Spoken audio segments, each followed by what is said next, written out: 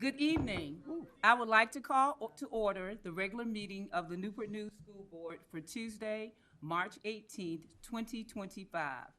On behalf of the members of the school board and Dr. Mitchell, I welcome each of you present this evening and those of you watching on TV and online. A quorum is present to transact the business of the school division. Please note that the chairperson, Mrs. Searles Law, is absent due to being out of town. We will begin tonight's meeting with the invocation and the pledge to the flag. Here to do the honors are two students from Hilton Elementary School, Charlotte Thornton and Jason Lefkowitz. First, Charlotte, thank you, will come forward and deliver the invocation. Charlotte, please come forward and tell us a little about yourself before you get started. My favorite color is purple. I like animals, and I'm the president of my student body. I also do soccer and gymnastics. Great. All right. Good evening. I'm Charlotte Thornton from Hilton Elementary. As we gather today to discuss the important matters that impact our school community, let us take a moment to reflect on the values that guide us. May we be inspired to approach our decisions with wisdom, kindness, and a commitment to the well-being of all students and educators. Let us remember the importance of collaboration, understanding, and respect as we work towards creating a positive and supportive learning environment. May our actions be guided by a shared vision of growth, opportunity, and unity. Thank you. Thank you. Thank you, Charlotte. Very good. And now, Jason, would you please come forward and tell us a little bit about yourself, and then you may begin the play. My name is Jason. I play soccer. My favorite color is blue. And I am sort of like the class clown or the school clown. Okay. But I do get really good grades. All right. All right. I mean, I'll take it. We'll take that. So now, please stand for the Pledge of Allegiance. I pledge of allegiance to the flag of the United States of America and to the republic for which it stands, one nation, under God, indivisible, with liberty and justice for all. You may be seated. Thank you, Charlotte and Jason. Thank you very much. You did a wonderful job. Supporting Charlotte and Jason tonight are their family members and their school family. Please stand and be recognized.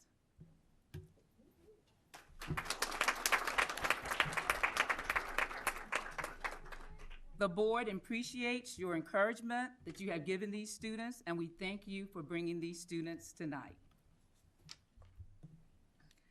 The next item on the agenda is school board recognitions, but before we do that, we do have Delegate Shelley Simons. I would like to recognize her. She's in attendance tonight. She worked very hard for us in the General Assembly, and she is a former school board member, so she has a special place in our heart. So the next item on tonight's agenda is school board recognitions. Dr. Mitchell, please join me at the podium. Thank you.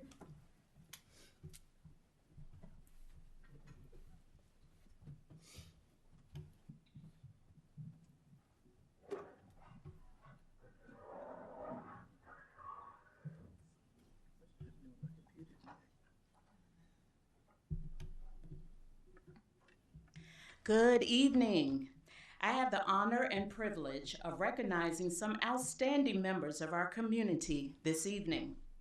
Our first honoree this evening has just completed a very special experience in the service to the Commonwealth of Virginia. Deshawn Foster Jr. Served as a page in the Virginia General Assembly for this year's session in January and February. Deshawn is an 8th grader at Booker T. Washington Middle School. Deshawn, would you please come forward.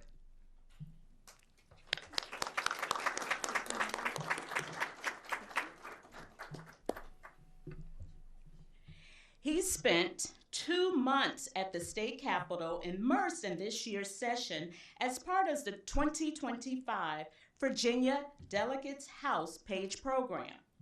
Pages are described as a huge part of the policy team's daily operation with responsibilities that include running talking points to the legislators, observing committee meetings, and managing daily calendars. Students get hands-on experience in the policy world while getting a front row seat to how our state legislators works. Congratulations, Jashawn.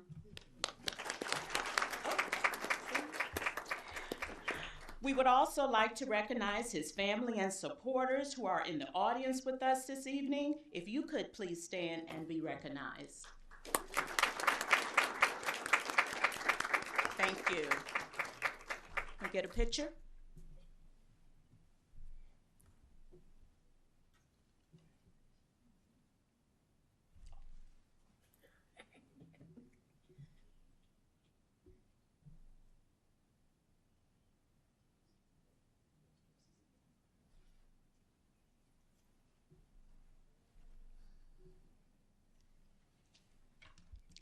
Next, we would like to acknowledge some community partners who are doing great things for our students. Members of the Kiwanis Club of Greater Hilton are being recognized for their contributions to Carver Elementary School. Since 2010, the club and Greater Hilton Foundation have supported the academic and behavioral achievements at Carver students under the guidance of the school's administration and faculty. Club members have volunteered and provided monetary support for numerous initiatives and programs. Recent efforts include funding and installing a teacher's lounge and helping with the school's efforts to lower chronic absenteeism. The club continues to support Soundscapes, provide a monthly 5th grade pizza luncheon, collect school supplies, donate free books, and give end of marking period awards. Awesome, awesome. At this time, we ask that the following foundation members come forward to accept this recognition. Al Retort,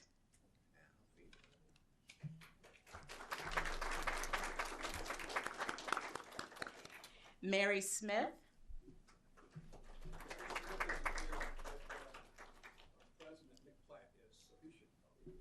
okay. Joe Allen, okay. Josh Davis, Leroy and Kathy Griffin.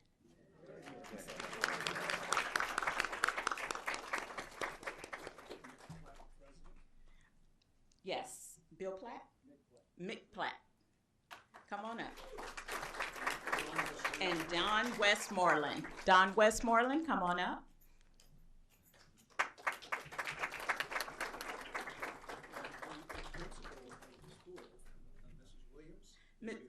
Okay, the principal of the Carver Elementary School.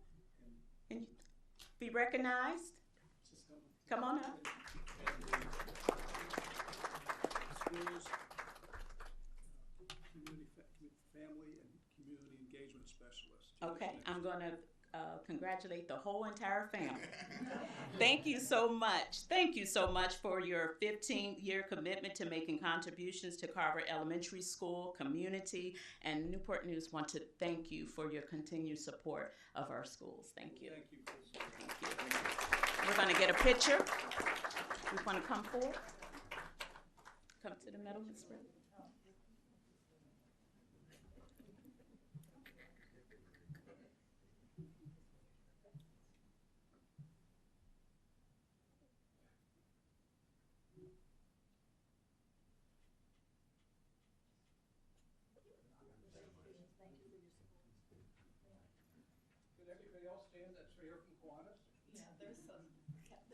Will all the members of the Kiwanis Club please stand and be recognized? Thank you.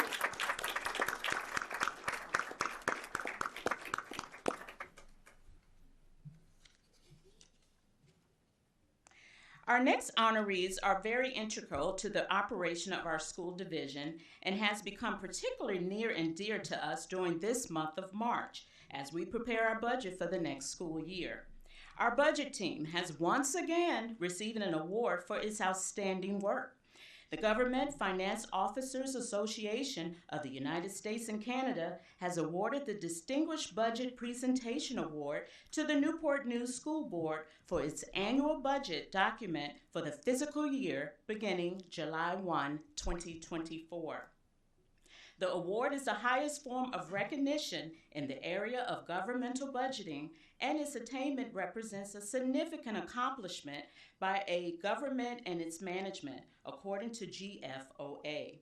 The award reflects the commitment of the governing body and staff to meeting the highest principles of governmental budgeting. Please come forward to accept your awards. Chief Financial Officer, Scarlett Minto.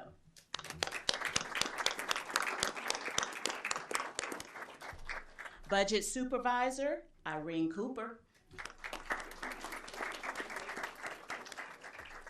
Senior Budget Analyst, Leslie McLeese.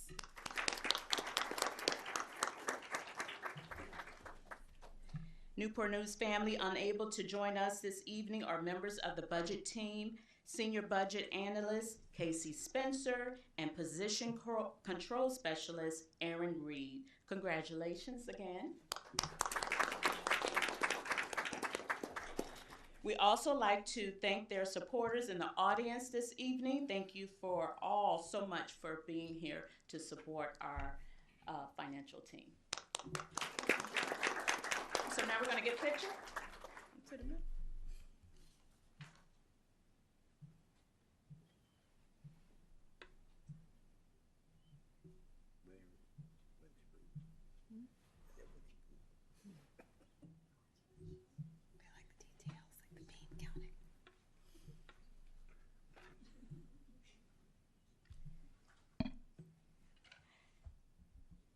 Next, we'll move into recognition in the area of Outstanding Athletic Activities Program. Warwick High School Athletic Director Lucas Brown has been named the 2025 Virginia Interscholastic Athletic Administrators Association Class 5-6 Athletic Director of the Year. Congratulations, Mr. Brown. If you could please come forward.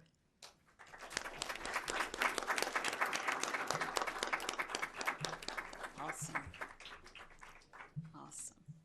Mr. Brown was hired at Warwick in July of 2024 after 9 years as athletic director at Kecoughtan High School in Hampton. He currently serves on the Virginia High School League Executive Committee and VIAAA Board of Directors and is athletic director chair of Region 5B as well as the Peninsula District. The VIAAA Athletic Administrator of the Year Awards have been given since 1974, and the recipients represent the very highest level of education to student athletes in Virginia. Mr. Brown's commitment now joins the extraordinary legacy of excellence and esteemed company of those who have come before him. We want to take a moment to acknowledge his family members and school community who are present this evening. Would you please stand to be recognized? Ward, come on.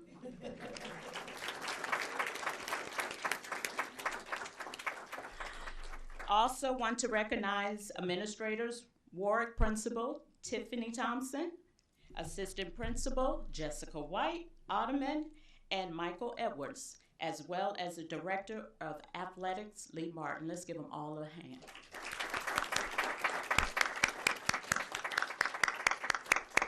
All right, we want to get your picture with me, Mr. Brown?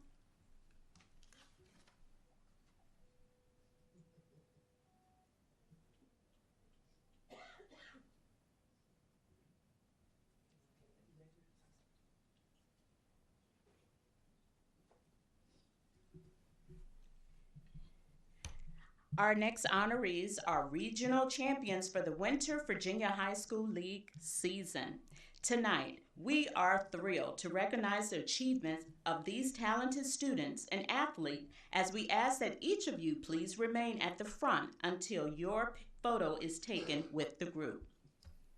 In wrestling, Denby High School Peter Byron won the Region 4A championship at 113 pounds. Peter, please come forward. Denby's wrestling coach, please come forward as well. Otis Westby, are you here? Both please come forward. Congratulations.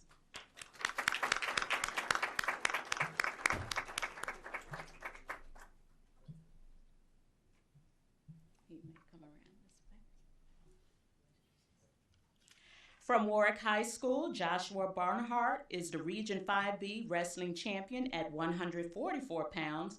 Also from Warwick, Robert Tucker earned the Region 5B wrestling championship at 165 pounds. Warwick wrestling coach is Michael Norton. Would you all please come forward?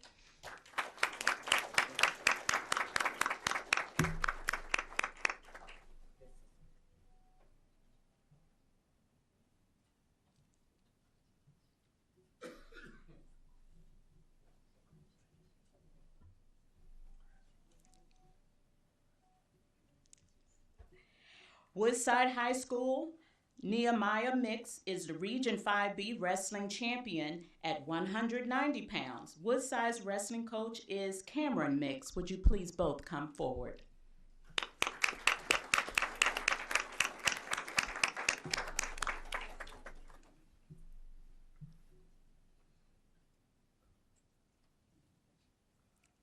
We do want to take a moment to acknowledge their family members and supporters who are present with us this evening. Would you please stand to be recognized?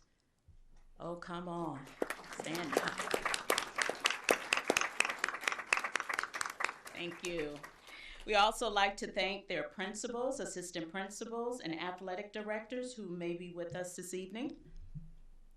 I see Denby High School, Woodside. Thank you.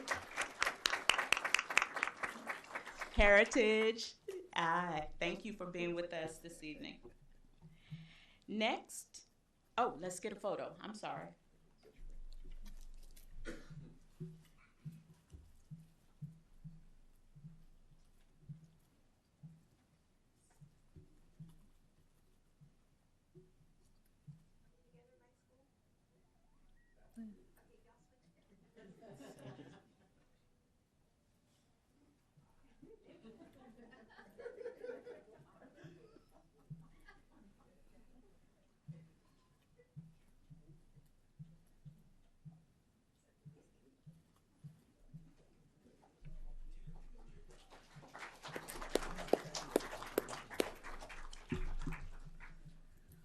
Next, we have individual event 5B swimming and diving champions, all whom are from Menchville High School. Please join me in congratulating them as their names are called for them to come forward. Jose McCauley for boys diving. Bernard Kim for boys 100-yard breaststroke.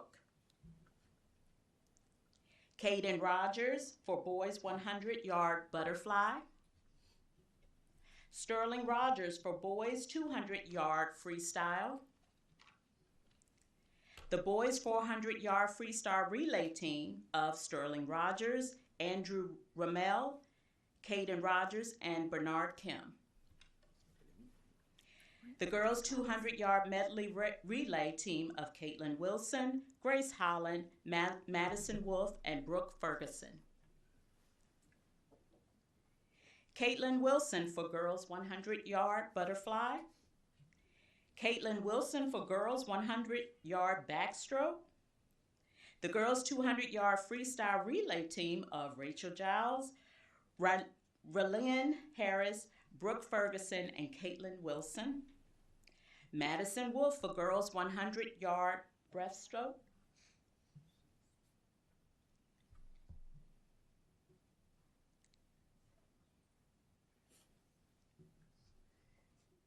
The girls 400-yard freestyle relay team of Rachel Giles, Grace Holland, Rylan Harris, and Madison Wolf. Minchfield swim and dive coach, Fallon Sherwood. Come on up. Minchfield swim and dive assistant coach, Scott Marty. We want to take a moment to acknowledge their family members and supporters who are present this evening. Would you please stand? Come on, stand up. And we do want to again recognize their principal, Dr. Holler. All right, so we come forward and let's get a picture.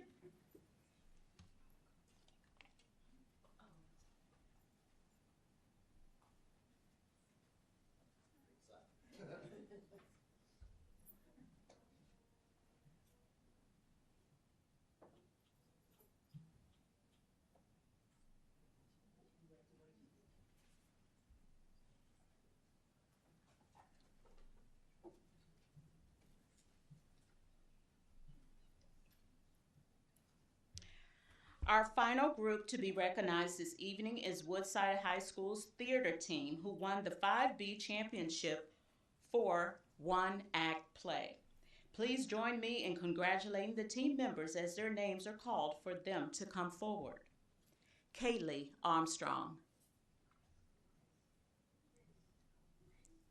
Jacqueline Ballard,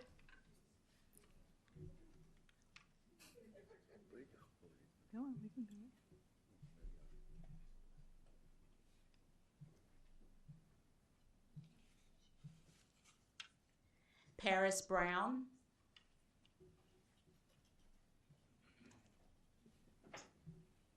Gabriella Cartwright, Logan Shelgren,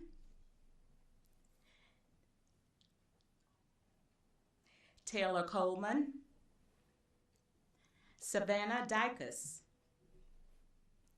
Jenna Elzini,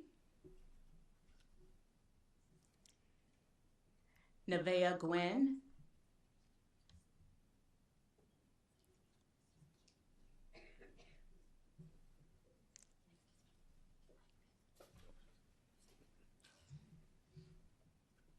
Celise Hicks, Anea Johnson, Carmen Laura Sandoval, Isabella Lawson, Abia Maxfield, Nikayla Newsom, Alexandria Niaz, Bria Rose Pollock, Amani Prince, Autumn Richard. Come on up.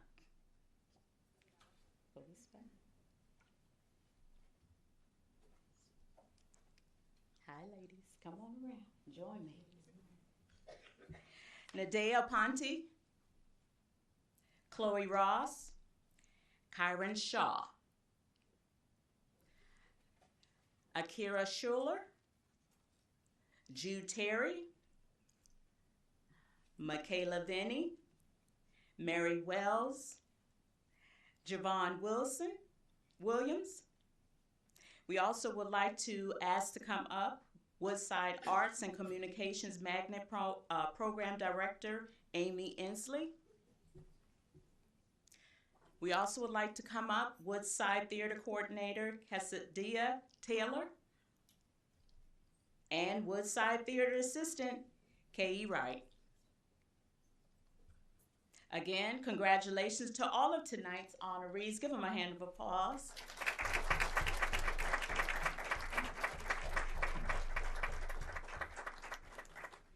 We're all good? Okay. So at this time, Miss Kelly is going to organize us for group photos. So let's move this way.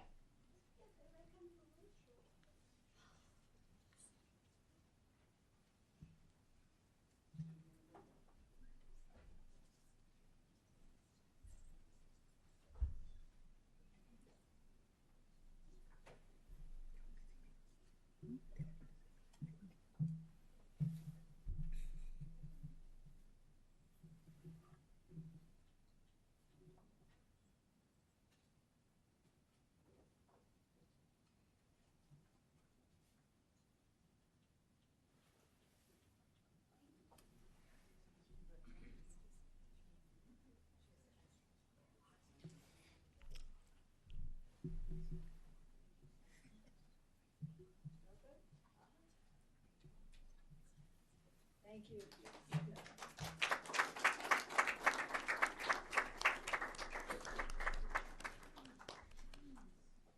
And again, congratulations to all of our night honorees. Newport News family will take a short break, and during this time, our viewing audience will have the opportunity to view this month's school board spotlight at that time. If those of you who would like to leave may do so at that time, but in the words of Michelle Price, you may stay if you like to. So we'll stand in recess for about 6 minutes. Thank you.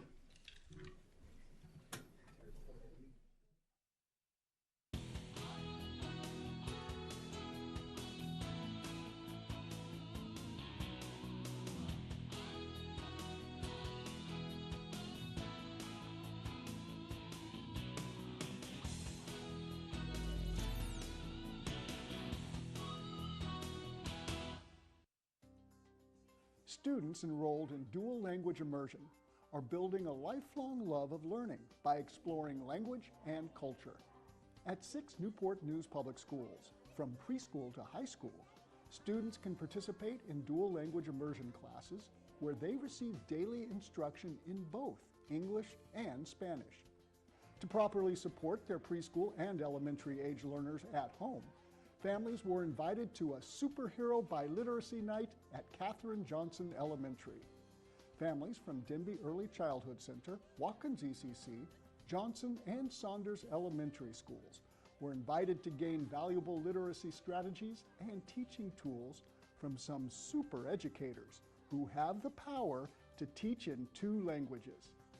NNPS leaders, along with educators with the William and Mary Literacy Lab, shared engaging and practical learning methods so families can assist their students' multilingual literacy development outside the classroom. Families were also able to gain more personalized instruction and ask questions in small groups, with discussions led by their students' dual language classroom teachers.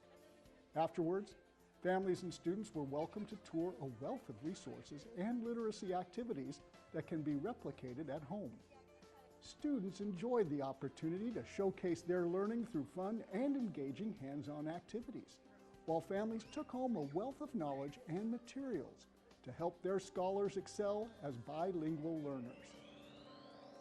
Students at Menchville High School explored the rich cultural and educational experiences offered through historically Black colleges and universities. For the 3rd year, Menchville's devoted school counseling department hosted an HBCU experience for students. During their lunchtime, students were invited to the Media Center to meet with representatives from 11 HBCUs from 6 different states. They were able to talk about academic courses, athletics, military training programs, and campus culture. They also spoke with representatives from historically African American fraternities and sororities, commonly called the Divine Nine, to explore scholarship options and community service opportunities. For the students who attended, Menchville's HBCU experience was an informative opportunity to better understand the diverse options available when choosing an institution of higher learning. With skill and accuracy, Newport News students are hitting the bullseye. In February, Newport News Public Schools hosted the annual National Archery in the Schools program Regional Archery Tournament. At An Achievable Dream Middle and High School, the day-long competition featured over 150 archers from 10 area schools, including 9 schools in Newport News. 4th through 12th graders shot 3 scoring flights from 10 meters away, before moving further back to let loose from 15 meters. Between flights, students displayed sportsmanship by assisting archers from different schools to accurately tally their scores. And a number of student and teacher volunteers were happy to assist the young archers and ensure a safe tournament. In a repeat of last year's tournament, this year's top winners in their divisions were Rich Neck Elementary, Fitzgerald Middle, and Menchville High Schools. These 3 schools were joined by teams from Charles Elementary and Gildersleeve Middle, along with individual archers from Yates Elementary, Denby, and Warwick High Schools, who all qualified to compete at the Virginia State Tournament in early March. Competing against the best student archers from across the Commonwealth, students from Charles, Richneck, Fitzgerald, and Minchville qualified for the chance to compete at the U.S. Eastern National Tournament in May. Through a unique blend of art and literacy, students are encouraged to transform their interpretation of artwork into a creative and personal poetic response. For the 31st year, over 100 Newport News High School students participated in artistic verses at the Torgler Fine Arts Center on the campus of Christopher Newport University. In December, select English students from all 6 high schools were invited to the Torgler for an engaging workshop with accomplished performance poet, published author, and head coach of the Hampton Roads Youth Poets, Nathan Richardson. During their time together, the creative writing students shared their own poetry, while Richardson challenged and equipped them to begin looking at art through an imaginative lens to ultimately write a poem that explores and articulates their unique interpretations and personal emotions. Students were free to tour all of the galleries at the Torgler, including the main exhibit that showcased how different artists used a variety of materials to reflect light in amazing ways.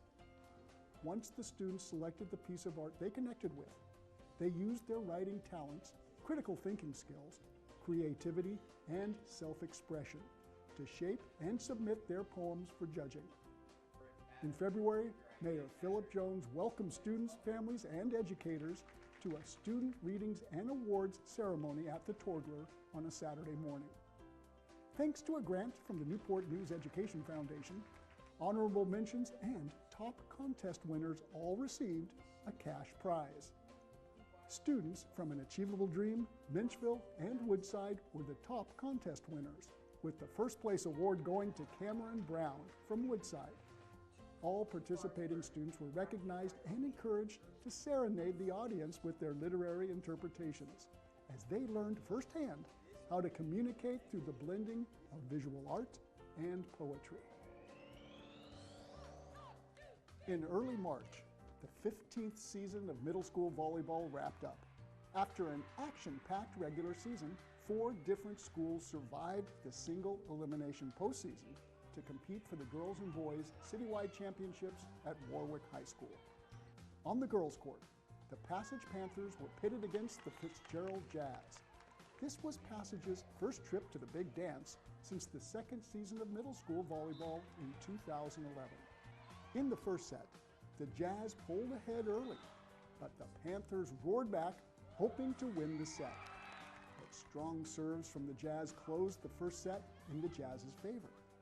The Jazz rode this momentum, dominating the second set while only allowing 5 points scored against them. This is Fitzgerald's 7th championship title overall, making them the winningest girls team in Newport News over the past 15 seasons. Longtime Fitzgerald coach and now retired educator Jane Marino enjoyed leading a balanced team full of talented student athletes this season.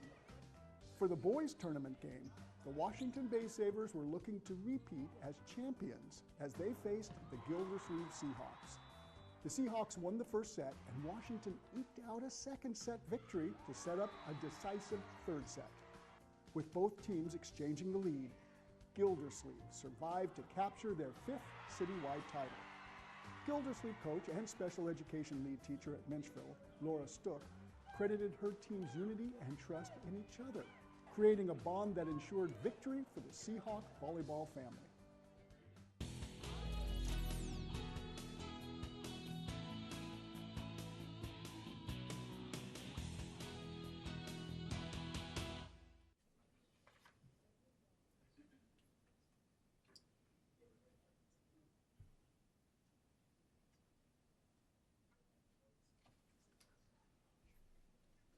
I hope you enjoyed this month's school board spotlight. During our regular meetings, we provide time for the public to address the school board. These opportunities are scheduled in the early part of our agenda and towards the end of the meeting.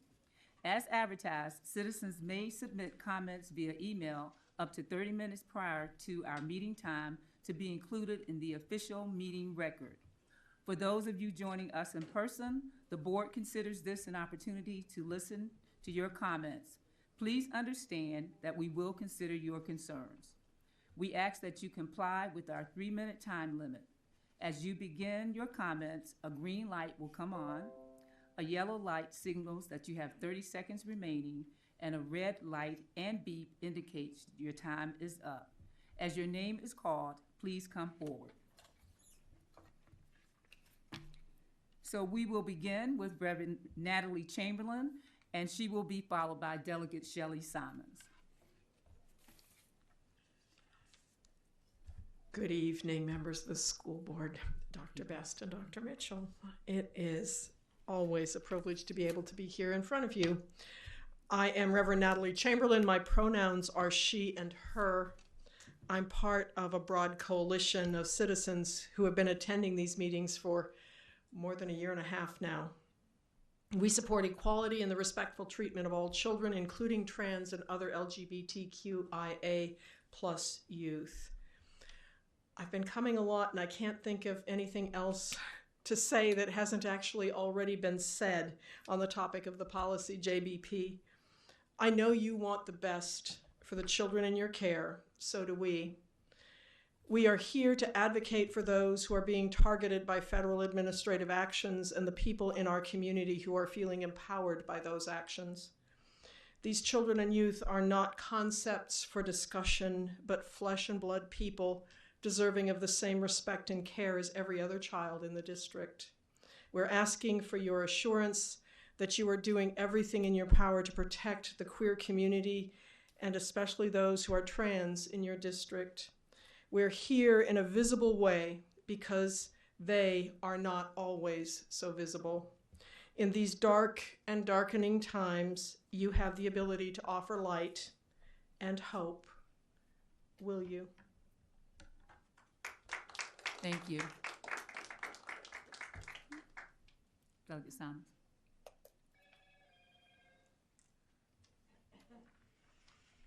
Good evening. Thank you so much for letting me come and just bring some news from the Virginia General Assembly. I'm Delegate Shelley Simons. I represent the 70th District in Newport News in the Virginia House. One of the reasons I ran for the House is I was so upset about cuts to the support staff that we had in 2009. Those cuts were never restored. Finally, I'm really happy to tell you that this year we restored the funding for support staff in the budget. So it's really exciting. In addition, we were successful in increasing special education funding, providing bonuses for teachers and staff, on top of the state portion of a 3% raise effective July 1, 2025. These are victories for every student and every educator in the Commonwealth. Key K-12 investments in the conference budget that have been submitted to the governor include lifting the support cap, an additional $223 million next school year across Virginia to fully eliminate this harmful cap, a special education add-on, a new $53 million investment to better support students with disabilities, teacher and staff bonuses. The budget includes the state's share of funding for a one-time $1,000 bonus for teachers and other SOQ-funded school staff, providing much-needed recognition for their hard work. And finally, a bill that I carried that I'm really excited about for math improvement. Targeted math support, $12 million of new funding is provided to improve student performance in math, helping address some of the worst post-pandemic related learning loss in the country and ensuring Virginia students receive the resources that they need to succeed. So I'm really excited about the budget that passed the Senate and the House. It's on the way to the governor's desk. I'm hoping for more good news after we wrap up on April 2nd with our reconvened session. But thank you so much for bringing greetings and letting me tell you what's going on in Richmond. Okay, thank you. Thank you, Delegate Simons, and we love to hear good news, some really good news. Thank you. Next, we will have Ms. Jackie Batterson, and she will be followed by Mr. Adam Morrow.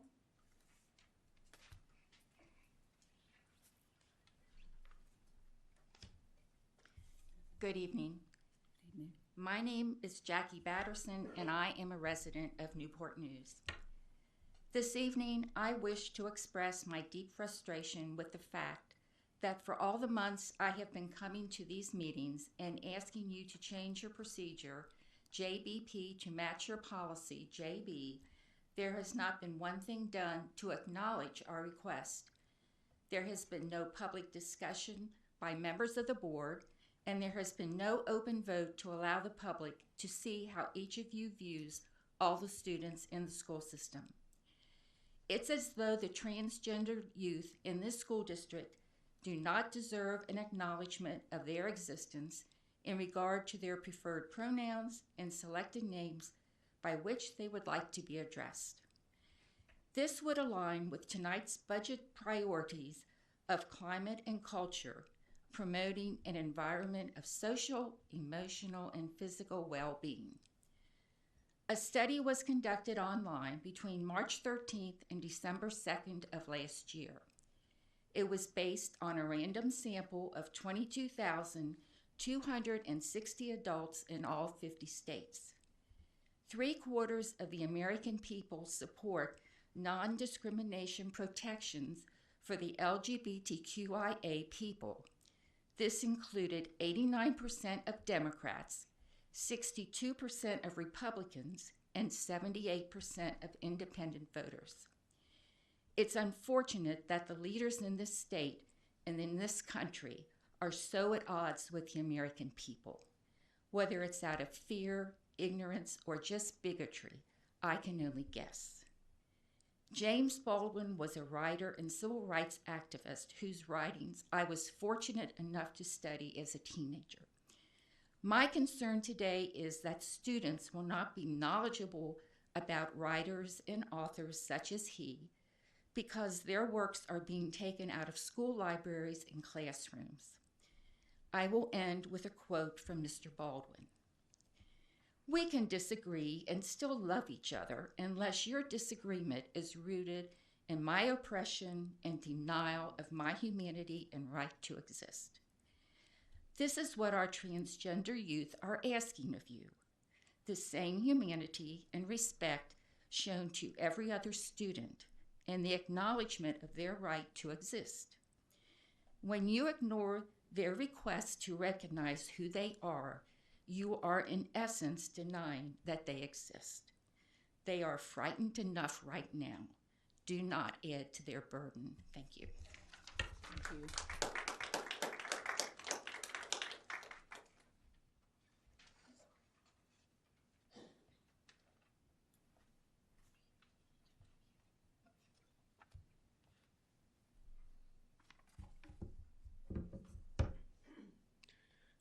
Hello, good evening, ladies and gentlemen of the board, people of Newport News, and especially a good evening to the teachers and support staff of the Newport News Public Schools who work so hard to help educate the children of this city.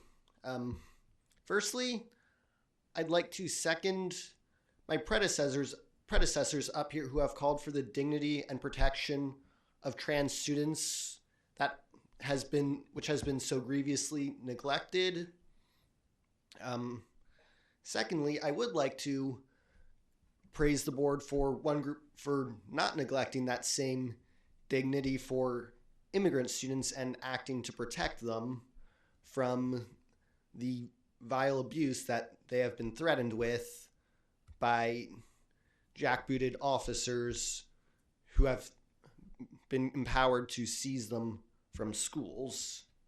And third and finally, I'd like to read an excerpt from a statement I've read twice before to bodies of workers of Tidewaters who have both times responded with overwhelming support to this statement from the Hampton Roads Public Employee Collective Bargaining Coalition. And since I only have 3 minutes, I'm just going to read a little of it. The Hampton Roads Public Employee Collective Bargaining Coalition stands united in our commitment to ensuring that every worker has a voice in the workplace through the power of collective bargaining. We believe that workers are the backbones of their communities, and it is through their dedication and labor that our cities, schools, and essential services thrive. By standing together, we elevate the rights and dignity of all public employees, ensuring that their contributions are valued and rewarded fairly. Our coalition includes the dedicated firefighters who risk their lives to protect our homes, the paramedics who provide critical care in moments of crises, the education professionals who inspire and shape the future of our children, the sanitation workers who keep our communities clean and safe, water and sewer workers who provide us clean drinking water, and the parks and recreation workers who create spaces for leisure and community engagement. We also proudly represent all other public employees who serve tirelessly across various sectors, from public health to transportation, libraries, and beyond. Each and every worker plays an essential role in the smooth functioning of our society. Together, we stand for the belief that every worker deserves respect, fairness, and security.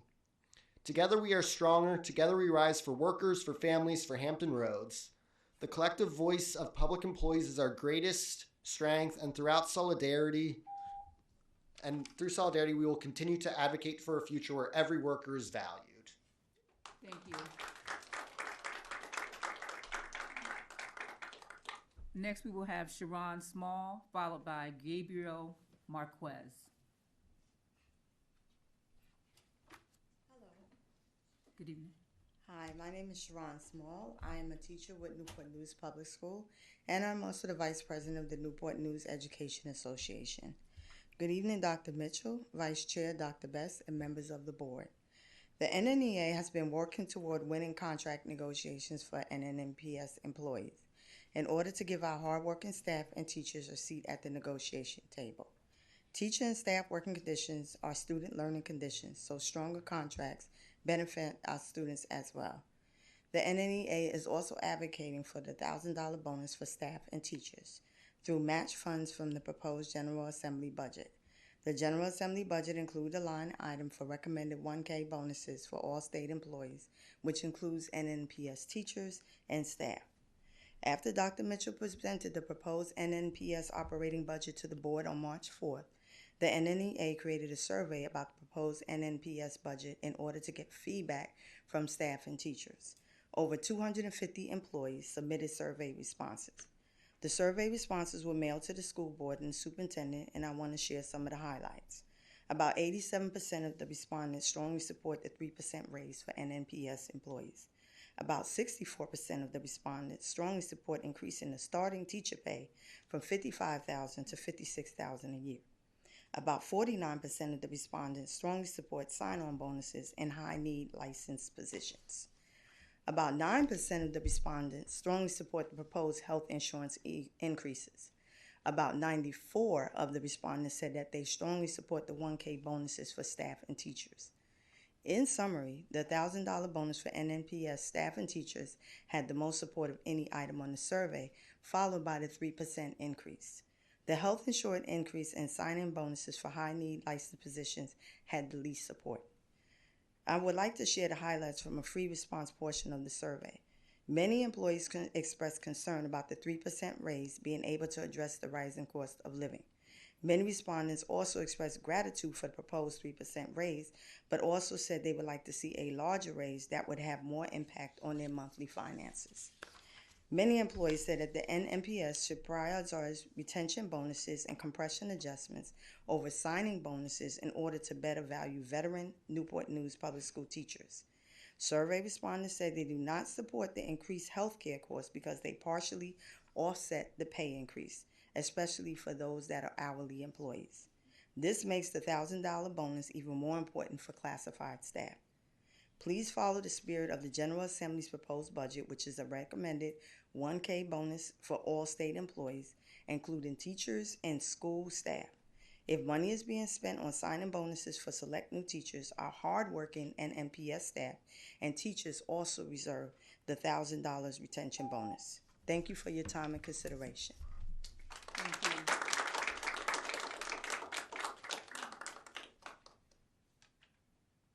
Gabriel Marquez.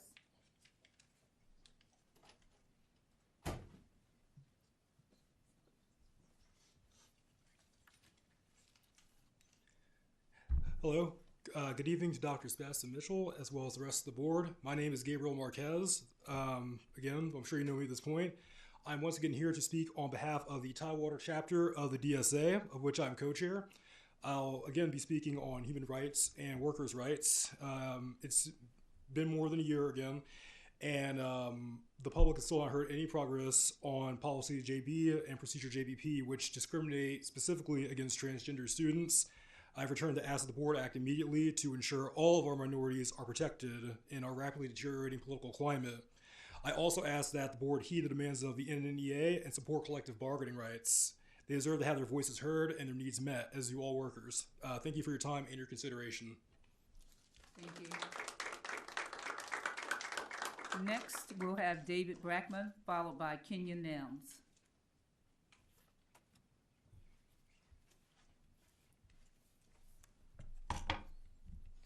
Good evening, I'm David Brackman. Good evening, I'm David Brackman.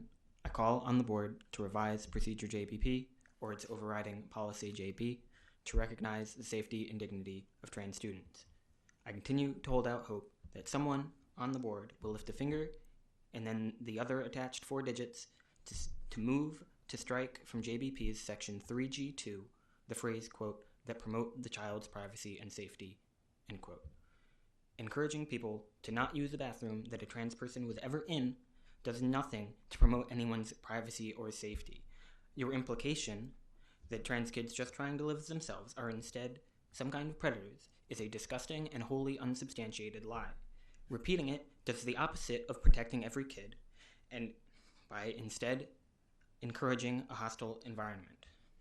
State law, which you ignored the first time and could do again, only gives Youngkin the authority to set model policies for activities and events that do not include athletics. It uses 1 out of its whole 10 sentences to specifically exclude athletics. Strike procedure JBP's section H and instead defer to VHSL policy 28A-8-1, which even after accommodating Trump's executive order is less exclusionary than NNPS is so eager to be. No thanks. Thank you.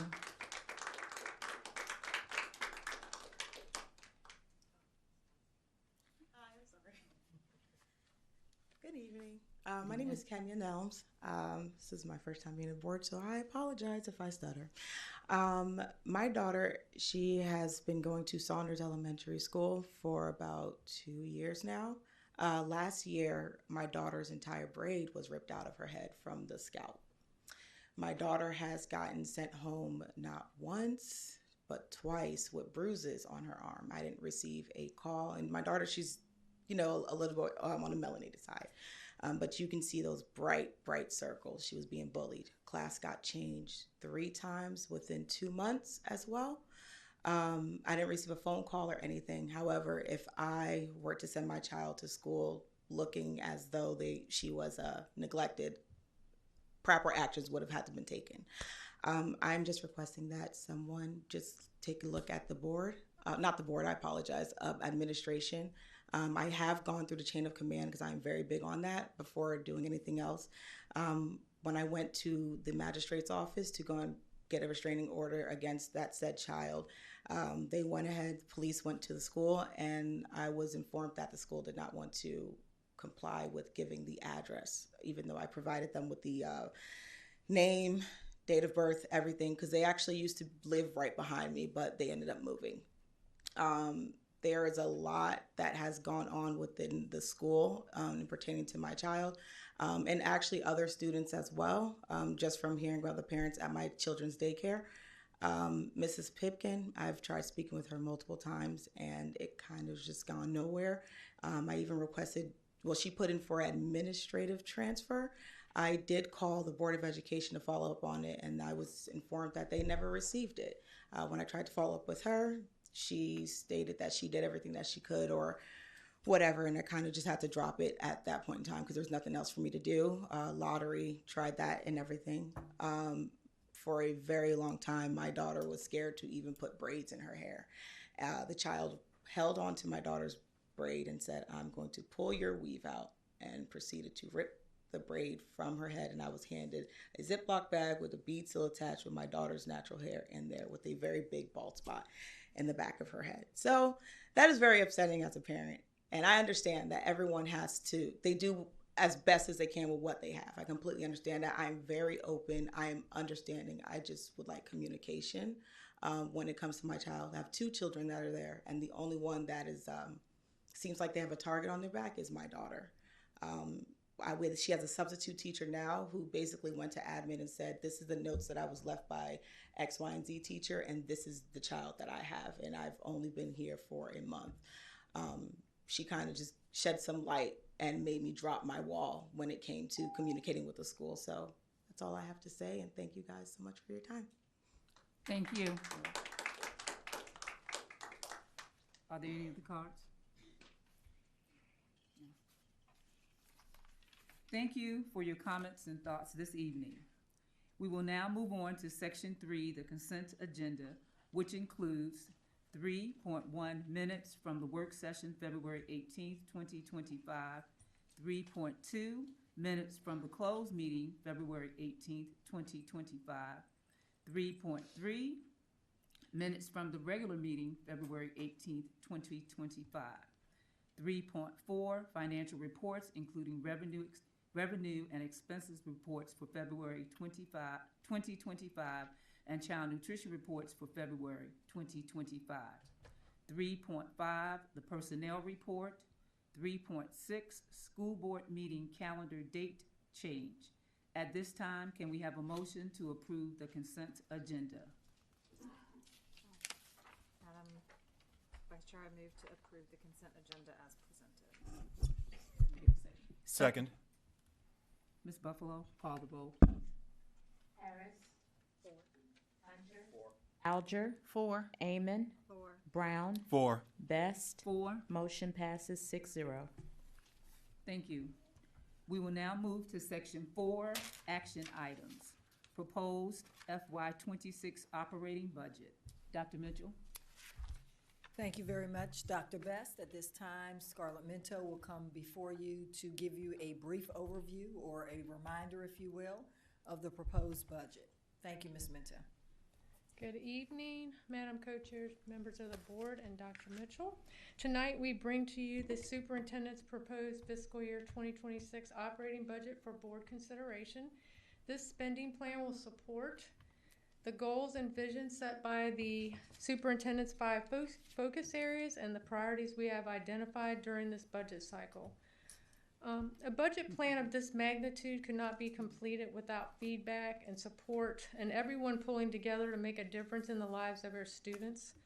At this time, I would like to thank all our stakeholders for their feedback. I would also like to thank the school board and school board members and the superintendent, executive and senior leadership, the Newport News City Manager, City Budget Staff, Newport News Budget Staff, and our Human Resources for all their support during this budget planning process as we determine the best way to ensure our limited resources are used most effectively to ensure our students graduate college, career, and citizen ready. This is our current revenue projection for fiscal year 26 from all sources. We are projecting a total increase of $6.4 million in revenue over fiscal year 25 for a total of $406.3 million in revenue for fiscal year 26. We continue to monitor and manage our staff salaries to ensure we attract and retain the best staff. For fiscal year 26, the superintendent's proposed operating budget allocates funding for 3% salary increase for contracted employees. We will continue to maintain our salary scales, increase associate teacher pay, increase teacher starting pay in line with the 3% increases, and we will maintain competitive compensation for all staff. We will work to provide sign-on bonuses for our high-need licensed positions. This is an overview of the superintendent's proposed staffing plan for fiscal year 2026. A total FTE of 3,895.5, which includes teachers and instructional assistant positions, totaling 2,154.5 FTE, or 55.4% of our total full-time equivalent positions. Balancing the budget. To summarize, we are projecting an increase of $6.4 million in new revenue. Increases in expenditures total $18.9 million and include salary increase of 3%, support staff market adjustments, sign-on bonus for high-need licensed positions, increased healthcare costs, increase in New Horizons, fuel utilities, increase in fuel utilities, operations and maintenance of schools and facilities. A decrease of $12.5 million in expenditures used to balance this budget includes a reduction of 12.2 teaching positions in line with the projected decrease in student enrollment, asking our employees to share in the cost of health insurance increases, a decrease in our city pension liability and VRS debt service, a decrease in contract services, a decrease in online software, materials and supplies, and recognizing non-reoccurring costs and projections of savings for turnover and attrition. So total increases $18.9 million minus total decreases $12.5 million, each equals $6.4 million to provide a balanced budget. At this time, we will need the school board to consider for approval the following amounts for fiscal year 2026. General Fund $406,277,558. Workers' Comp $1,672,595. Textbook Fund $8,182,252. Child Nutrition Services $28,840,053, for a total school board adopted funds of $444,980,458. This ends our presentation, and I would be happy to take any questions. Any questions? Board members? Any comments?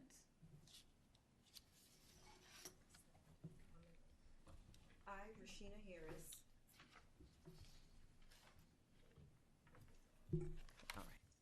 I, Rashina D. Harris, a member of the Newport News School Board, do hereby declare pursuant to Section 2.2-3112.A and Section 2.2-3115.F of the Virginia State and Local Government Conflict of Interest Act that the school board regular meeting of March 18, 2025, 1.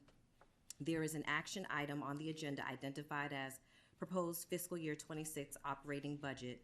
2. Pursuant to the VA Code Section 22.1-92, the transaction involves a school board vote on the approval of its proposed fiscal year 26 operating budget for submission to the Newport News City Council for approval. 3.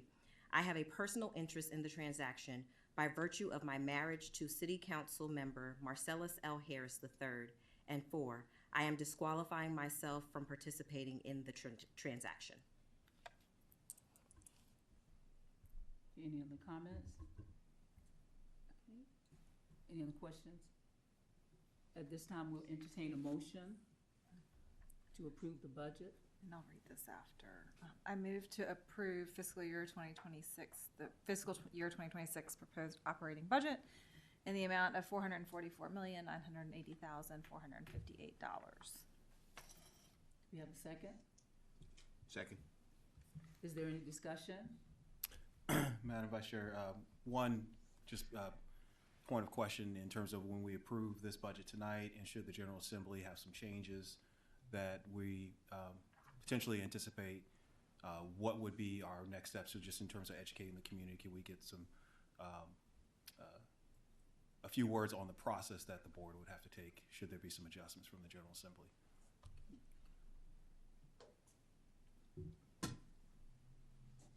So once we get an approved budget, we have to do a budget update in public. And then you would have to vote on that again. Okay. And so just wanted to iterate tonight that while we are planning for this budget that we have, there's dependency of that plan that City Council has to approve and the state has to approve Correct. the budget in order for what we're voting on tonight to be concrete. So while we're really excited about, I think we're all really excited about the vote we're going to take tonight, and we're proud of the work that we've done.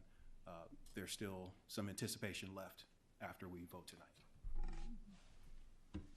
Thank you, Ms. Minton. Thank you. Okay. And thank you, Dr. Beston. I have a statement to read on behalf of Lisa Searles-Law, our board chair, who is not able to be with us this evening. I regret that I am unable to be with you in person today, as I am out of town celebrating my father's 80th birthday. However, I want to take a moment to express my appreciation to the leadership team and Dr. Mitchell for their diligent work in preparing the 2025-26 operating budget. Balancing the budget is no easy task, and I am grateful for the thoughtful consideration given to the district's needs. I especially appreciate the inclusion of board priorities that directly support students and staff while ensuring the responsible allocation of resources. In particular, I have great appreciation for the effort reflected in the review of staffing needs and the assessment of unfilled positions for the division. I commend the work done to optimize existing resources and operate within previous funding to meet the next year's needs. Additionally, I want to recognize the articulation in the budget that provides for teachers' requests for professional development funding to help us achieve our literacy goals. This is a budget we all have contributed to, and my hope is that it receives a favorable vote. Thank you for your dedication and commitment to our district's mission. Thank you. Are there any more questions or discussion? Ms. Buffalo, call the roll, please. Harris. You just. Hunter. 4. Alger. 4. Amon. 4. Brown. 4. Best. 4. Motion carries. 5, 1 abstain. Thank you. All right. We will now move to section 5. I'm sorry, we'll now move to section 4.2, the 2025-26 proposed calendar. Dr. Mitchell. Thank you. As you recall, Ms. Tracy Brooks has presented to you the proposed calendar for next school year. Ms. Brooks meets with her colleagues in the surrounding districts. We have given staff an opportunity to email Ms. Brooks with their feedback. So at this time, we would like you to vote on whether you approve this new calendar, if you will, as presented by Ms. Brooks. There are no other questions? Are there any other questions for Ms. Brooks? I just wanted to confirm there haven't been any changes since we had the presentation. No. Okay. Well, at this time, we'll entertain a motion to approve the 2025-26 calendar, proposed school calendar. So moved. Second. Can I get a second? And is there any discussion? Any comments? No? Clear. Who made the main motion? Mr. Brown. Who seconded? Ms. Bateman. Okay.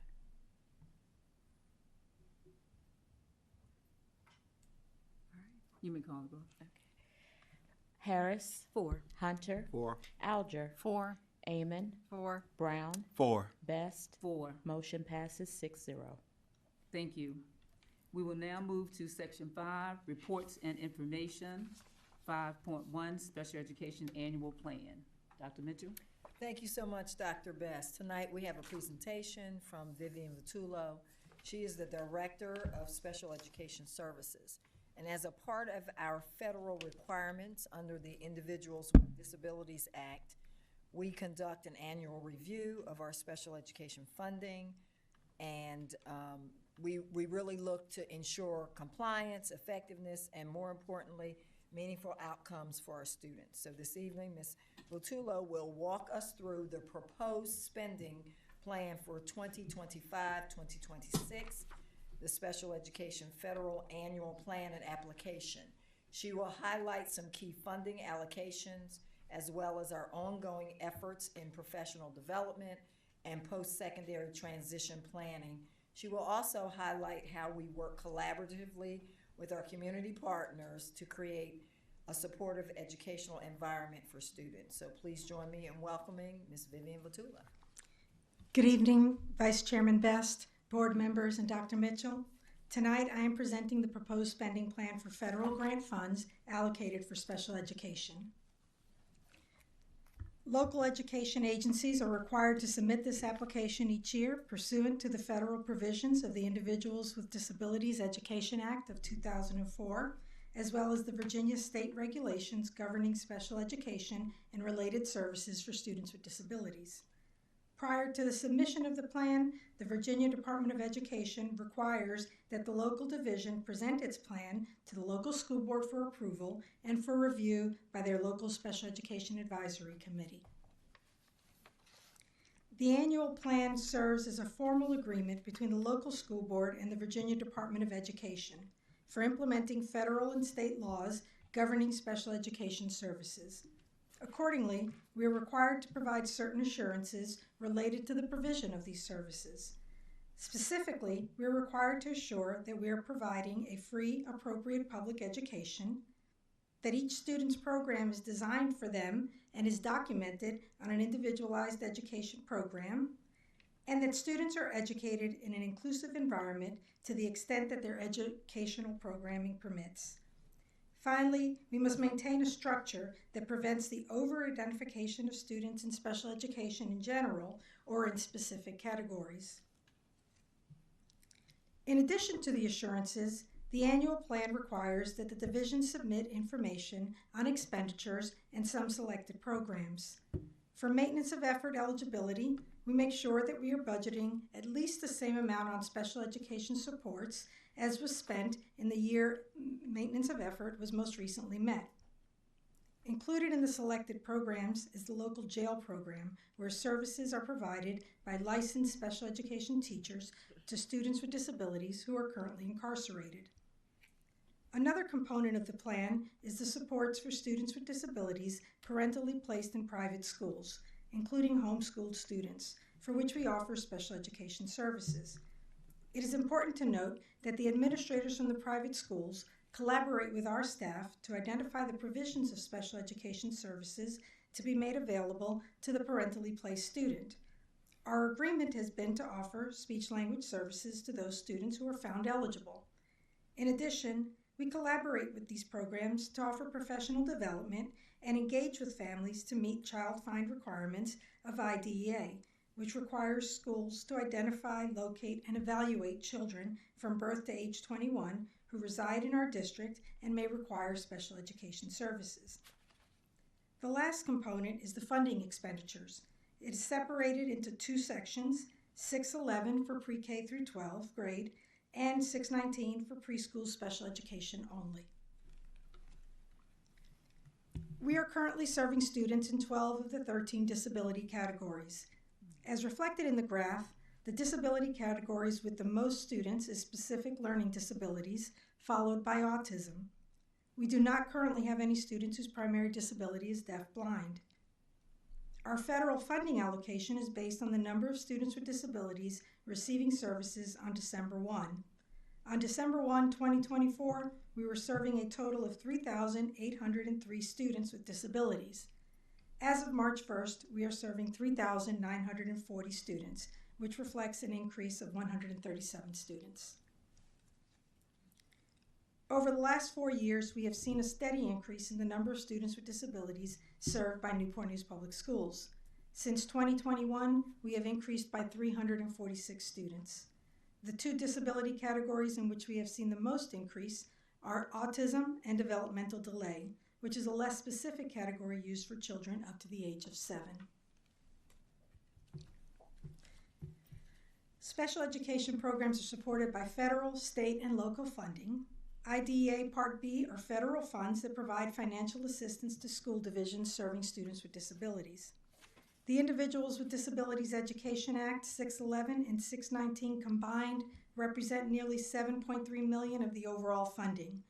We are proposing to continue to utilize this funding for personnel, including a parent resource coordinator, which is required by the state, and extended school year services for those qualifying students. Approximately 121 positions are supported by these funds. I would like to close out this presentation by sharing some of the highlights from the Office of Special Education and Student Support Services during the 2024-2025 school year. Professional development opportunities include in-person and on-demand options for all special education teachers, instructional assistants, and long-term substitutes. In-person professional development focused on strengthening skills in the identification and implementation of specially designed instruction. First and second year special education teachers participated in the New Teacher Institute, which includes multiple full-day sessions. I also want to highlight our community partnerships. Through Project Search and in partnership with Centera and Fort Eustis, we continue to provide our students with authentic experiences to develop workplace skills. Interns participating in these programs boast a success rate of nearly 90% in gaining competitive employment upon completion of their internship. Our partnerships with the Department of Aging and Rehabilitative Services enables us to provide our students with both virtual and in-person participation in their career exploration program, through which students explore career interests, develop independent living skills, and complete a vocational assessment. The Special Education Training and Technical Assistance Center at the College of William & Mary partners with us to provide our staff with targeted professional development focused on specially designed instruction and implementation of our Move Plus program supporting transition activities for African American males with disabilities. During the next board meeting on April 24th, we'll be seeking your approval for the proposed plan, and we'll submit it to the Virginia Department of Education no later than May 9th. This concludes my presentation, and at this time, I am happy to respond to your questions and note requests for additional information. Board members, do we have any questions? Mr. Brown. I'll ask the question, even though I don't particularly want to. So the Individuals with Disabilities Education Act, that's a federal law, is that correct? Yes. So if the federal U.S. Department of Education were to dissolve, is there still a requirement to do this annual plan? So in other words, are we doing this annual plan because the federal government requires it or because the state government requires it? The state government requires us to submit an annual plan. Under the federal government, there's special education regulations. State special education regulations mirror the regulations for the federal government, both of which require us to continue to provide a free and appropriate public education to all of our students. Okay. And then I guess the next follow-up one is, of the funds that are available to us, what mix of federal versus state are those funds in this item 611 and 619? So 611 and 619 are specifically federal funds. Okay, so that's what potentially would go away. Yes. And locally, we would have to absorb all of that cost, notionally, right? Yeah, we would have to work with our school division to make sure that we can continue to meet the regulation requirements. Yes. Okay, thank you. Thank you. Thank you. Anyone else? Yeah, I just have a couple of I guess nice to know kind of questions. Twice exceptional. How many students do we have in our division that may have that? And I know you may not have that answer. I can get you that information. Okay, Yes. that'd be great to know. And also, number of L students that are also identified as special needs. I think that would also, to kind of paint a picture of the, to go along with the other information that we have. And also with the parent resource coordinator, is it just one position or? Yes, it's a part-time position. It's a part-time position. Yes. And I think it's a vital position because of the needs that we have with our families, especially with the increasing number of, students with disabilities. Yes. I'd like for us to consider, possibly to have even a full-time if possible, but we anyway. certainly can consider that. We can. We can, and I do want to share, we are very fortunate that, and we're one of the few that has a former special education teacher as our parent and resource coordinator. So she really, really knows special education. Oh, that's great. Yeah, but we That's certainly great. can look into Yeah, that. because that's such a great need, and with the increasing number, I think we need more support. And also, lastly, with the workplace skills, does that count towards the accountability as far as, the three internship E's? piece. Right. Yeah, so the way the course is coded is it's coded in such a way that it contributes towards that data so that it's identified as students who are participating in internships. Okay, so that's a really important piece that could be helpful Yeah. as far as accreditation. Yes. Yes. Okay, great. That's Also, good to some know. of our students are able to obtain certifications through workforce development, which also count towards the accreditation requirements. Great. Thank you. Thank you. Any other questions? Any questions? Thank you. Thank you. So, thank you for that report. And it's nice to have also a superintendent that's a former special education director as well. 502, the attendance reports, 503, membership reports, and 504, construction reports. Board members, you have received, a copy of this report. Are there any questions? Hearing none, we'll move on to item 505, which is comments by the superintendent, Dr. Mitchell. Thank you very much, Dr. Best. Woo, I will tell you, I am tired today. So I would like to begin by sharing that today we had 1,600 seniors from Newport News Public Schools high schools gearing up for graduation in June.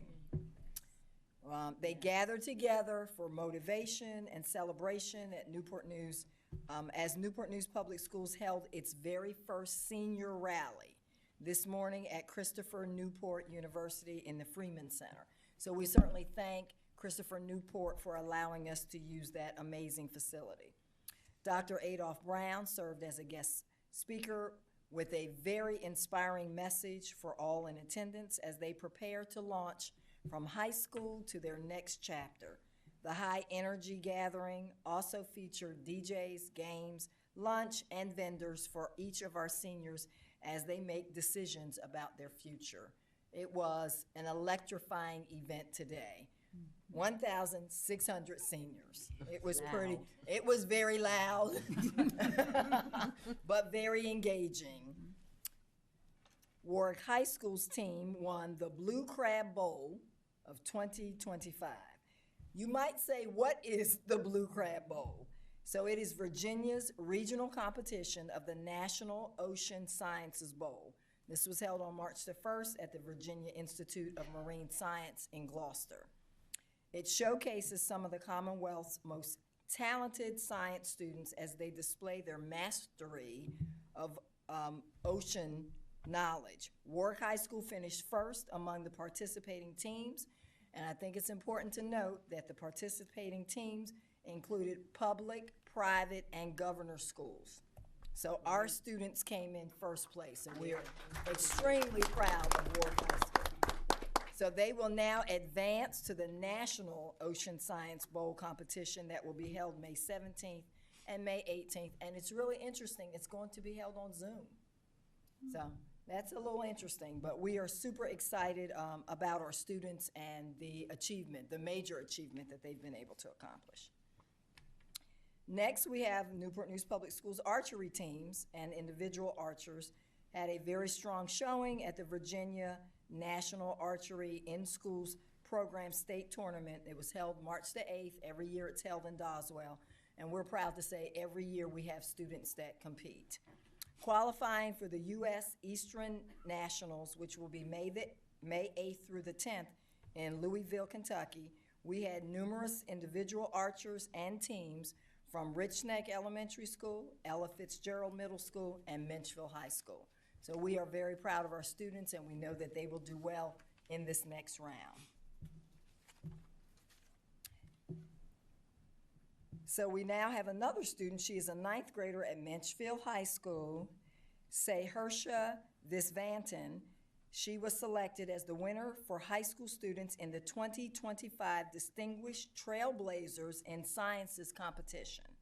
Her winning entry was actually a video presentation about 2 University of Pennsylvania professors who won the 2023 Nobel Prize in Medicine for research that enabled the platform used to rapidly develop life-saving vaccinations amid the global COVID-19 pandemic. So she is the winner out of many. I don't have the number of students, but I was told across the country. So she is the 2025 Distinguished Trailblazers in Science winner. So we are super proud of her, Menchville High School. Continuing on, as always, we have lots to celebrate. Students read their poetry submissions, and place winners were recognized at the Artistic Verses Student Readings and Awards Ceremony that was held February 15th at the Mary M. Torgler Fine Arts Center at Christopher Newport University. Just another example of how Christopher Newport has truly partnered with us. The 2025 first place winner was Woodside High School student Cameron Brown for her poem entitled let me get this word right, Candelabra Confinement, which was inspired by some artwork. So we are super proud of her. Super proud of all of them. I believe you were in attendance. And Ms. Alger. And Ms. Alger And was. Ms. Searles Law. Okay, all right. Moving forward, our Master Teaching Artist from Wolf Trap Institute for Early Learning through the Arts, so we really work with our early learners through arts as well, have been working with our preschool students and teachers again this year. This partnership is in its second year, and it is funded by the Virginia Department of Education through a grant. It provides learning experiences for our preschool students and both in-class and program-wide professional development for our preschool staff. This year, the partnership grew to include family workshops for bilingual students and families in the dual language immersion program. Super proud of the work that they are doing together. We all know that March is not only all about basketball, March Madness, but here in Newport News, March is Music in Your Schools Month. Activities have taken place across the school division, and each Monday in March, we have a different musical group from one of our schools perform right here for our staff in the administration building in this very room. It's been a wonderful way to start off each week on a positive and musical note. Upcoming on the calendar, Friday, April the 4th, will be a half day for students with a teacher work day in the afternoon. April 7th through April 11th will be spring break with all of our schools and offices closed. And Monday, April 14th, schools will be closed for students, but it will be a full teacher planning day. Dr. Best, this concludes my comments and remarks for this evening. Thank you, Dr. Mitchell.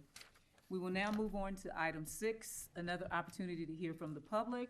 Ms. Buffalo, are there no cards? Okay, well, we'll move the agenda to matters by school board members, but we will begin by our student representative, Mr. Razvan Verde. Thank you. Thank you, Dr. Best. I just wanted to start by confirming what Dr. Mitchell said, how electrifying our senior... I wanted to start by confirming what Dr. Mitchell said about how electrifying our senior rally was, and I wanted to thank her for all of that. Also, last month I participated in the first meeting of the School Division Strategic Planning Steering Committee when we began our work on setting the priorities for the school division for the next 5 years. The consultant will be conducting a focus group with students at our student advisory group meeting next week, and I am looking forward greatly to that session. We will also be recruiting a student from each of our 6 high schools to serve on the school division's Student Rights and Responsibilities Handbook Committee, which will begin to meet in April. Since we are approaching the time to begin the process for selecting a new student representative to the school board, I also plan to share my experiences with the group at our March meeting and encourage students to vie for the position in May. In closing, I would like to wish my fellow students a very happy and safe spring break. Thank you. Thank you.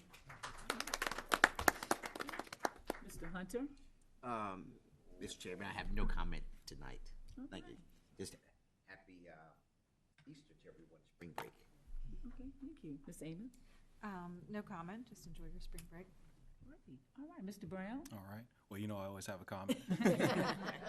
I'll try to be less than 5 minutes with mine. So first, I want to congratulate Mr. Verde on, of course, we're looking forward to several more months with you in your position, but I wanted to let you know that in your role in your position at the state level, there has now been discussion about having more than one opportunity for the student reps across the state of Virginia to get together. So through the work that you did with other student reps at the annual conference, the Virginia School Board Association has decided to continue additional sessions for other student reps. So I want to thank you for your leadership and thank you for the impact that you've had. So you have a legacy that you are leaving behind as our student rep. So congratulations on that. I also want to say congratulations to all the student athletes that we saw and got a chance to honor here tonight.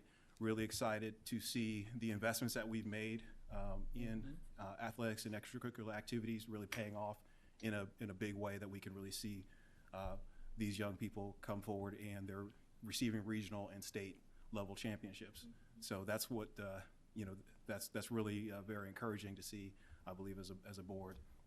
And then now we've of course hopefully we finished up our operating budget. We know the last 2 years we've had to come back and re-vote on it again. That's why I made my comment and question tonight. But hopefully we've wrapped that up.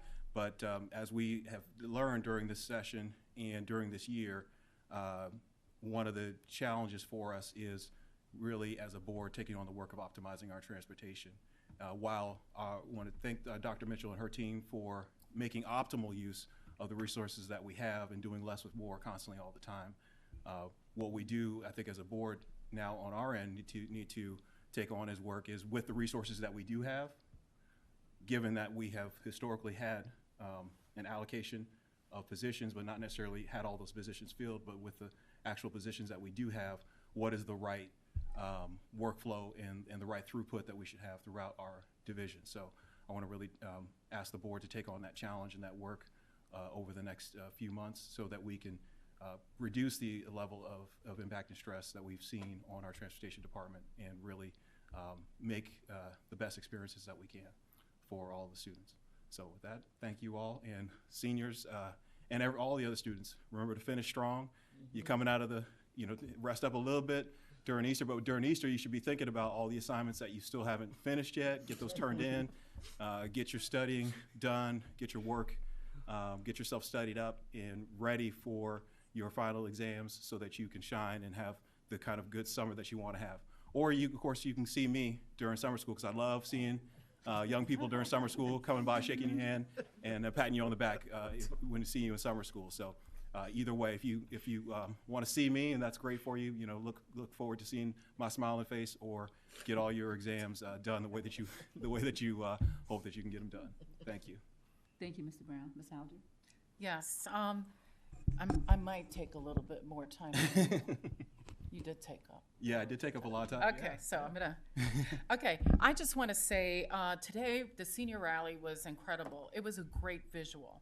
One of the things that I thought was really important, and something that I want to know if you know, in terms of on-time graduation, when I looked around today and I was looking at the number of seniors that potentially are graduating on time, I want you to know that the students from last year, the senior group from last year, the percentage was above state level. Mm-hmm. And the state level was, in case you didn't know this, 92.8%. But for us, it was 93, so we were above.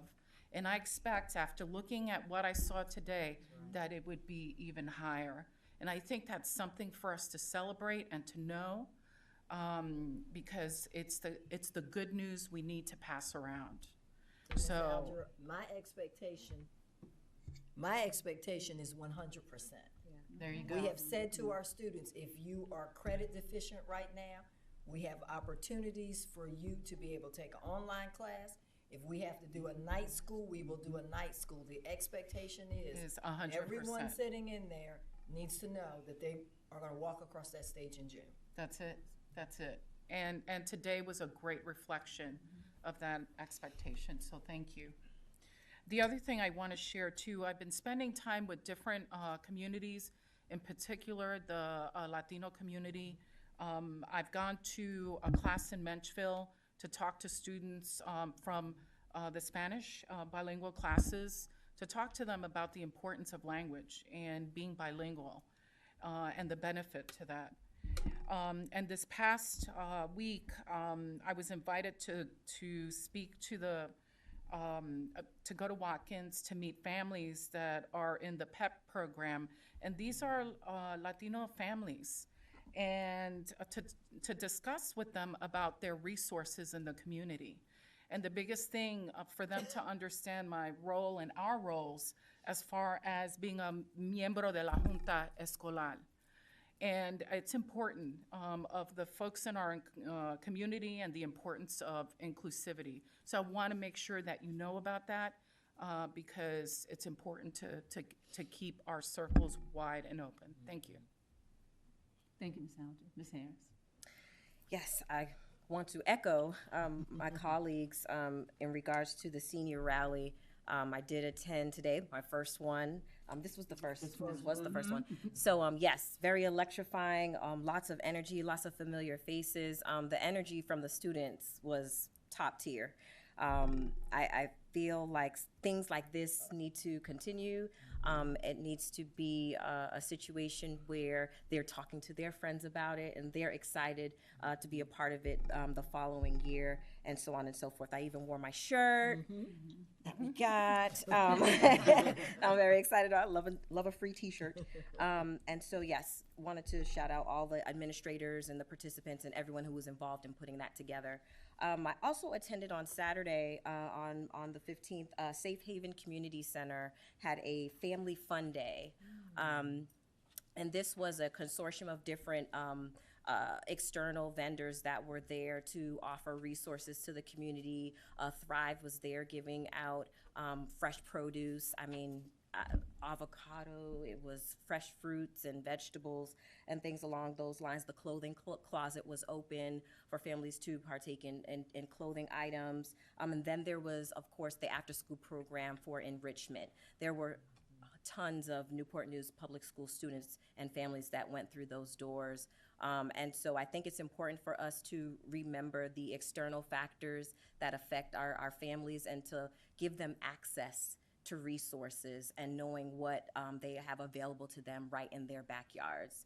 And so it was something nice to see. And they also offer therapeutic services there as well for their after-school students.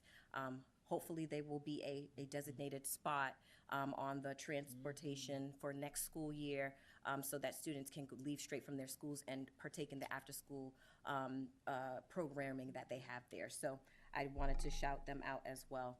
And enjoy your spring break. Seniors, you're almost there. Don't get stuck in that senior slump. The light is right there at the end of the tunnel. So I encourage all of our students to, again, finish strong and finish well. And that's all I have. Thank you. And I'm going to be very brief. I'm just going to echo my colleagues that were at the senior rally today. It was just, you had to be there to experience it. It was electrifying. It was positive, it was amazing, it was energizing, it was motivating, and I just enjoyed the fact that from a conversation with Dr. Mitchell, it materialized until this event.